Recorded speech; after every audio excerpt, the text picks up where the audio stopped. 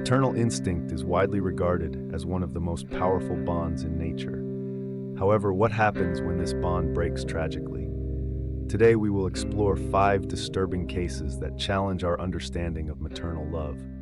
What can lead a mother to turn against her own children? Is it a matter of mental illness, revenge, or something even darker? Watch until the end, as the last case is undoubtedly the most shocking of all. Case number 1, Leticia Stouch. On January 27, 2020, Leticia Stouch, stepmother of 11-year-old Diane Stout, called the El Paso County Sheriff's Office in Colorado at 6:55 p.m. to report the boy's disappearance. She stated that Diane had left to visit a friend around 3:30 p.m. and did not return for dinner at 6 p.m. as agreed. When the police arrived, Leticia explained that Diane had stayed home that day because he was sick.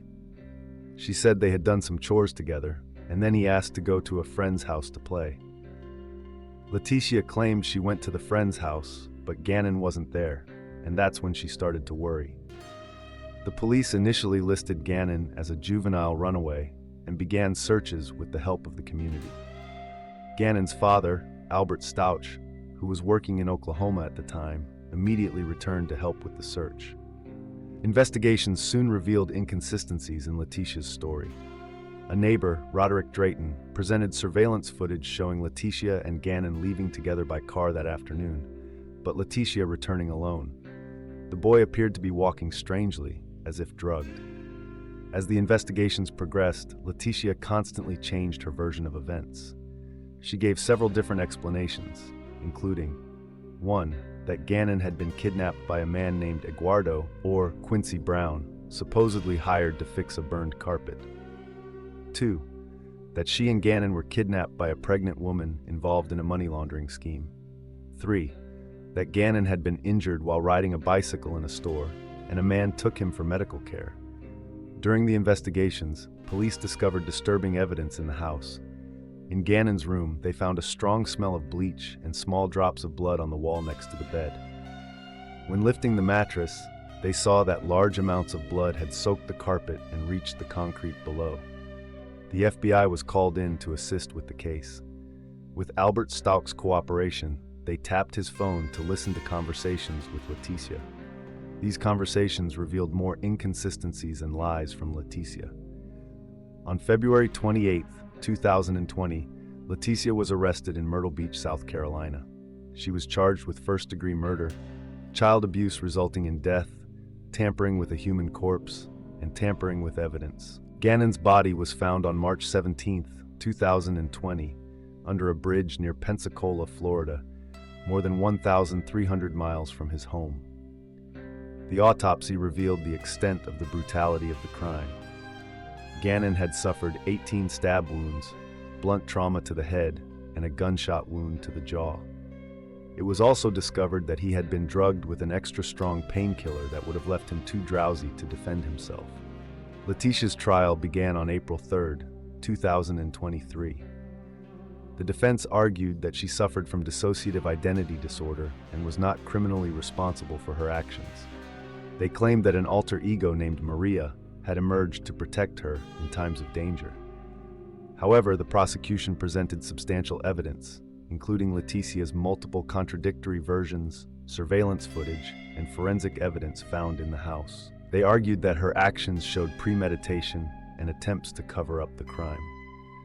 After a 5-week trial, on May 8, 2023, the jury found Leticia Stouch guilty of all charges. She was sentenced to life in prison without the possibility of parole. Diane Stout. In 2012, a series of mysterious deaths began in the Stouty family in Springfield, Missouri. The family of 6 seemed to be dying one by one, initially attributed to health problems and alcohol abuse. On Easter Sunday, April 8, 2012, 61-year-old Mark Stout suffered 3 seizures, the last lasting 45 minutes. When the police arrived, Mark was declared dead. Diane, his wife, explained that in the previous days, Mark had felt weak and could barely speak. The police noticed blood around Mark's mouth, but this was attributed to his history of excessive alcohol consumption. Just 5 months later, on September 2, 2012, the police were called again to the Stout home. This time, it was 26-year-old son Sean who had stopped breathing. Diane said that Sean had been showing flu-like symptoms for the past 3 weeks. Just like in Mark's case, Sean also had a ring of dried blood around his mouth. On June 9, 2013, Diane posted on Facebook asking for prayers for her 24-year-old daughter Sarah, who was in critical condition in the ICU with organ failure and neurological damage. An anonymous tip led police to investigate a possible connection between the cases. Investigators noticed Diane's unusual behavior, who seemed strangely optimistic on social media, shopping and enjoying time at the pool despite the family tragedies. When the police interrogated Diane, she initially hinted that Sarah might have poisoned herself due to mental health issues. However, additional tests on preserved samples from Sean revealed the presence of ethylene glycol, a common component of antifreeze. As the interrogation progressed, Diane eventually confessed that she had added antifreeze to Mark and Sean's drinks. She explained that she was fed up with Mark's drinking and outbursts of anger and considered Sean, who had autism, more than a hassle. The investigation revealed that Diane's 22-year-old daughter, Rachel, was an accomplice in the murders. Police found Rachel's diary, where she wrote about plans to kill family members. Diane and Rachel were arrested and charged with murder. Rachel pleaded guilty in exchange for testifying against her mother. In January 2016, Diane was sentenced to life in prison without the possibility of parole. The case raised questions about mental health, dysfunctional family dynamics, and the failure of protection systems. Sarah, who survived the poisoning, suffered permanent organ and neurological damage, requiring ongoing care. This shocking case became known as the antifreeze murders and highlighted how unresolved family problems can lead to tragic and irreversible consequences. Before we continue, leave your like and subscribe to the channel to help us bring more content like this. Elaine Campion. On October 4, 2006, police in Ontario, Canada, received a disturbing call from 33-year-old Elaine Campion. With a trembling voice, she reported that her 2 daughters were dead in her bed, covered in jewelry, and she had no idea who had killed them. Elaine lived in Barrie, Ontario, with her 2 daughters, 3-year-old Serena and 19-month-old Sophia.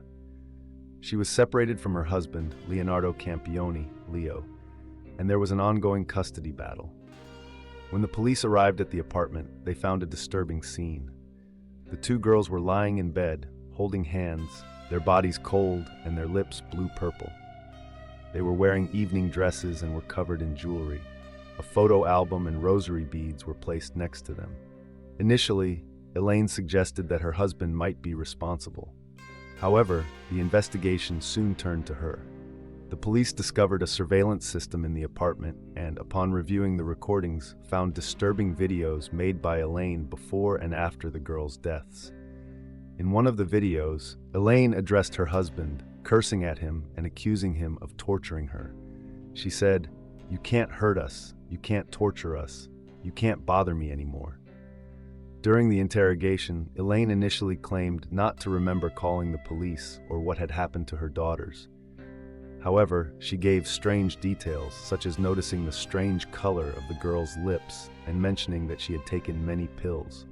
The autopsy revealed that the girls had died by drowning. They had bruises on their foreheads that matched the pattern of the bathtub bottom, and water was found in their lungs. Elaine's history showed that she had mental health problems. She had previously been admitted to a psychiatric ward and exhibited paranoid behaviors, believing she was being followed and that aliens were watching her. Elaine's trial began in September 2010. She pleaded not guilty by reason of insanity. The defense argued that she suffered from serious mental health problems, but the prosecution claimed that despite these problems, Elaine was still able to distinguish right from wrong. On November 17, 2010, Elaine was found guilty of 2 counts of first-degree murder. She was sentenced to life in prison without the possibility of parole for 25 years. Heather Jones. On November 25, 2015, police in Kansas City, Kansas, received a call about a domestic violence case. When they arrived at the Jones residence, they found a much darker situation than they expected. 29-year-old Heather Jones claimed that her 44-year-old husband, Michael Jones, had tried to shoot her during an argument. She was taken to the hospital for evaluation, where she made a shocking revelation. She told the police they would find the remains of a little boy somewhere on the property. The police searched the site and made a horrifying discovery. The partial remains of 7-year-old Adrian Jones were found in a pig pen near the barn in the backyard. Adrian was born on May 15, 2008. He was the son of Michael Jones and his ex-wife and lived with his father and stepmother, Heather. Adrian had been diagnosed with autism and could not live independently. The investigation revealed a history of terrible abuse. Michael and Heather had subjected Adrian to prolonged and systematic torture. The boy was frequently beaten, tied up, and left without food. Surveillance cameras installed in the house captured horrible scenes of abuse. Evidence showed that Adrian was forced to stand for hours with his hands in the air, was left outside in the cold January wearing only a t-shirt and pajama pants, and was often handcuffed hand and foot. The investigation also revealed failures in the child protection system. There were several reports of abuse over the years, but Adrian always ended up back in Michael and Heather's care. Heather Jones pleaded guilty to first-degree murder on November 14, 2016. She was sentenced to life in prison with the possibility of parole after 25 years.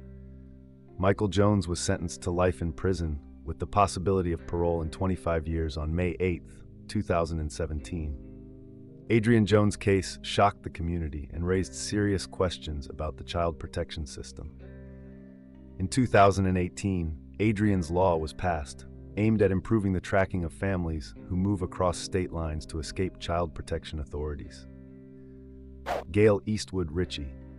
On March 25, 1993, in rural Thompson Township, Geauga County, Ohio, 2 newspaper deliverers made a shocking discovery: the lifeless body of a newborn baby, abandoned and beaten on a deserted road. The baby, who became known as Goga's child, was found in a garbage bag with arms and legs missing, likely taken by animals. A piece of the umbilical cord was still attached to the body. The community was deeply shaken by the crime.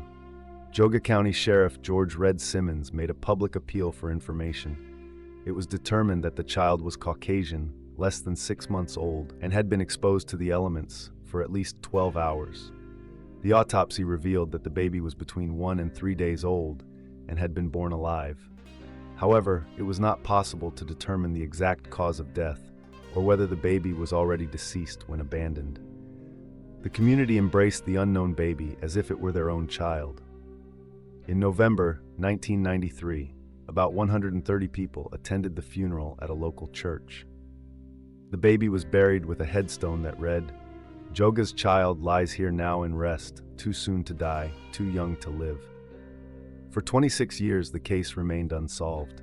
Investigators tirelessly pursued all leads, including installing a camera at the baby's grave, in hopes of capturing someone returning to pay respects. The breakthrough in the case came in 2018, when investigators decided to use forensic genealogy to try to identify the baby's parents. After months of meticulous work, building a family tree with more than 1,400 individuals, they finally managed to identify the baby's paternal grandparents. This led them to Gail Eastwood Richie, who was 49 years old at the time of the discovery. Gail was married, happy, and had 3 adult children. When confronted, Gail initially denied any involvement, but DNA confirmed that she was the baby's mother. During the interrogation, Gail finally confessed. She revealed that in 1993, at 22 years old, she was living with her parents and younger sister while dating her future husband. She became pregnant but hid the pregnancy from everyone. Gail gave birth alone in the bathroom and in a panic decided to get rid of the baby. Gail was charged with first-degree murder. Her trial began on April 3, 2023.